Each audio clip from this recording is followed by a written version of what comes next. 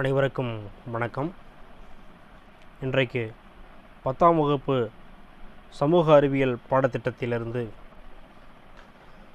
தமிழ்நாட்டில் சமூக மாற்றங்கள் இந்த பகுதியில் நாம் விரிவாக பார்க்க இருக்கிறோம். நூல் அறிமுகம், கற்றலை நோக்கங்கள். நவீன தமிழ்நாட்டின் சமூக மாற்றங்கள் குறித்த அறிவினை பெறுதல், தமிழ்நாட்டில் பல்வேறு சமூக சீர்திருத்த இயக்கங்களை அறிதல்,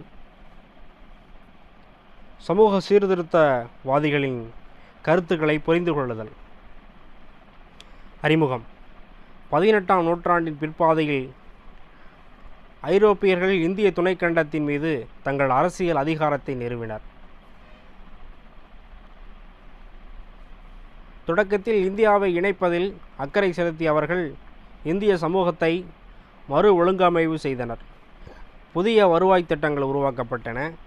ஆங்கிலேயரின் பயன்பாட்டு கோட்பாடுகள், கிறித்தவ சமய நெறிகள் ஆகியவற்றின் செல்வாக்கிற்கு உட்பட்டிருந்த அவர்கள் இந்திய மக்களின் மீது தங்களது பண்பாட்டு மேலாதிக்கத்தை திணிக்க முயன்றனர். அதான் உண்மை. இந்த நிலை இந்தியர்களிடையே எதிர் விளைவினை ஏற்படுத்தியது. 19ஆம் நூற்றாண்டில் நாட்டின் பல்வேறு பகுதிகளைச் சேர்ந்த கல்வி அறிவு பெற்ற இந்தியர்கள் இந்த அவமானத்தை உணர்ந்தனர். இதற்கு பதிலளிக்கும் வகையில் தங்கள் சமூக பண்பாட்டு அடையாளங்களை கடந்த காலத்தினுள் தேடினர்.